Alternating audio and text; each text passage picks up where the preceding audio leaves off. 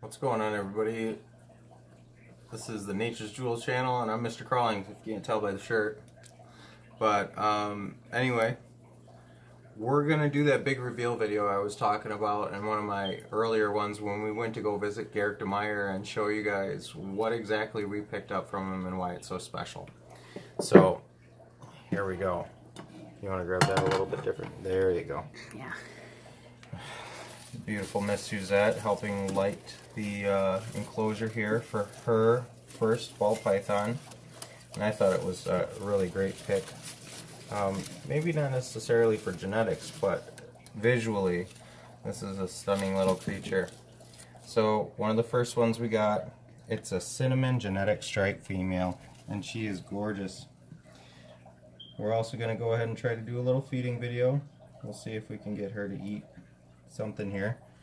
And what I do is I offer frozen thawed, and we just de-thaw them and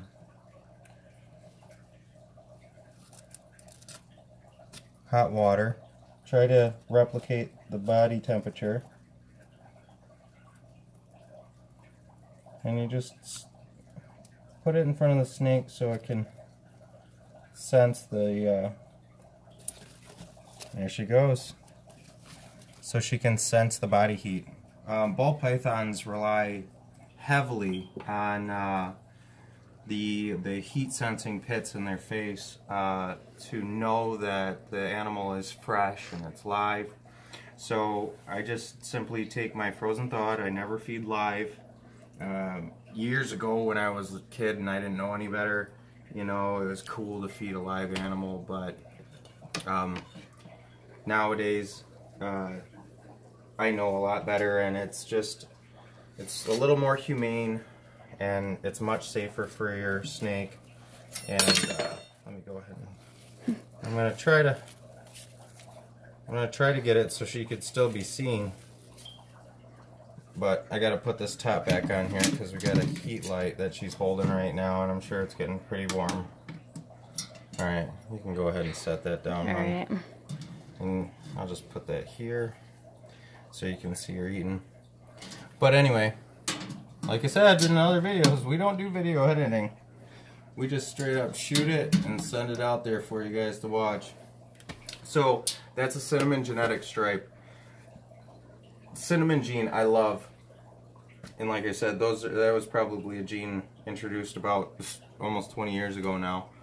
Did not realize I was getting that old. But she's an awesome animal, and as you can see, a great feeder, no parasites, just a very, very healthy animal. And that's the type of quality you get when you go to Gerrick at Royal Constrictor Designs. Just phenomenal. Now, we'll go ahead and let me show you the next one before I offer her some food, and we'll see if she eats. We've only had these animals in our collection for about a week now. A week, exactly a week. Exactly a week.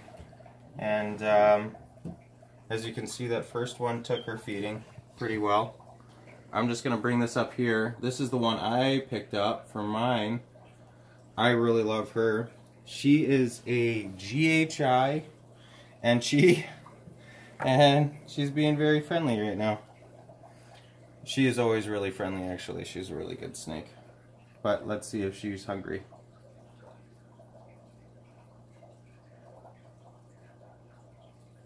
Oh.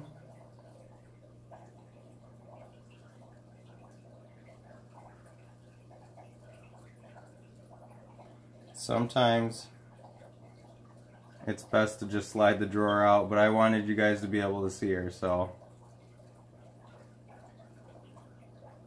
She's not seeming real interested in the food. What we might have to do is, and I've done in the past for other animals, is I'll do a drop feed where I'll just set the animal in there, because sometimes they'll get, but the GHI I'm super excited about, because those are two powerhouse genes that I've always wanted to have, and now I got them, or her rather.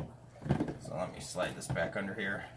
We're trying to make the best use of space here, and it's not really in the best spot, but we'll slide her back and give her time. Perhaps she'll eat it. Maybe she won't. If not, it's always important to offer your animal food regularly. And knowing that Gerrick feeds typically on Thursdays, it's Thursday again the following week, so you want to try to offer those animals. Oh, she's starting to eat right now.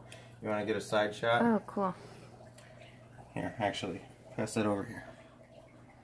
Yeah, eat it.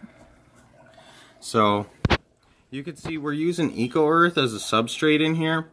And if you are feeding in the cage, I know some people have showed concern for you know, feeding in the cage and showing you know, having your snake show aggression, but that's really not an issue. I haven't noticed a significant difference in the behavior of my animals as far as aggressive versus aggressive feeding in the cage versus feeding in a separate enclosure. But the important thing is the substrate. Now, the Eco-Earth is nice because it's very small. It can be passed through the digestive tract. It doesn't cause a lot of irritation to the internal organs of the animal. And that's the important thing. Now, if you were keeping your animals on a mulch or something that's more coarse or large like that, that could become lodged, I would definitely suggest feeding in a separate tub. You can see she's got some of that Eco-Earth in her mouth.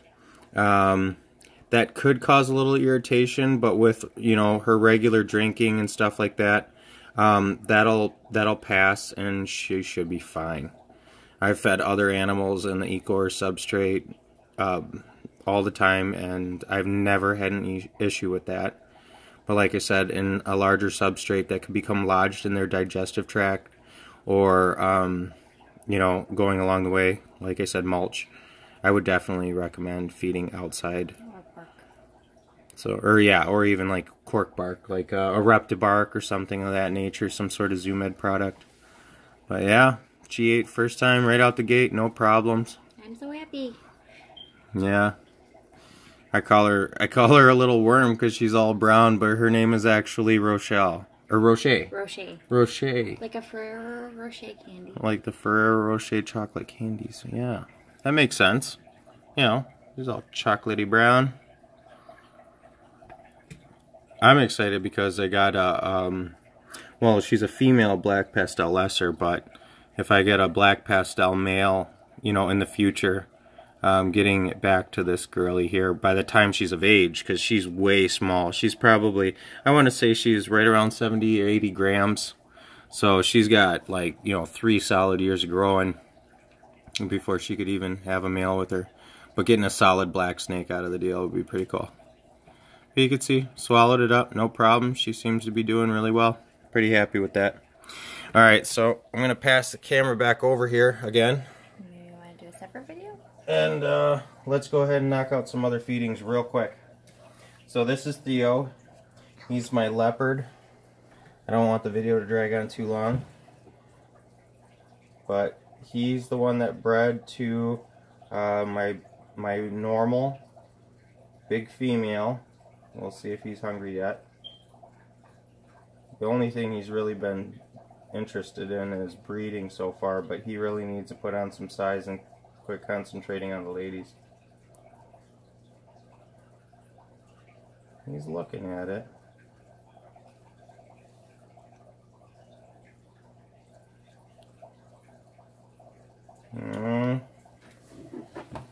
Yeah, he's in full-on breed mode.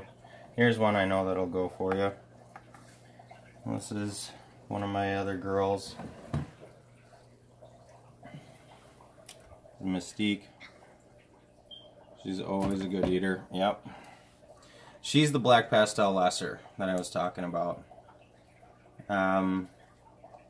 She's just a force to be reckoned with. She's getting really big actually. For this tub, it's kind of as big as you want to go for it. She's gonna be getting I'll be building another rack, so we'll do a video on that. I'll show you guys how I build a rack.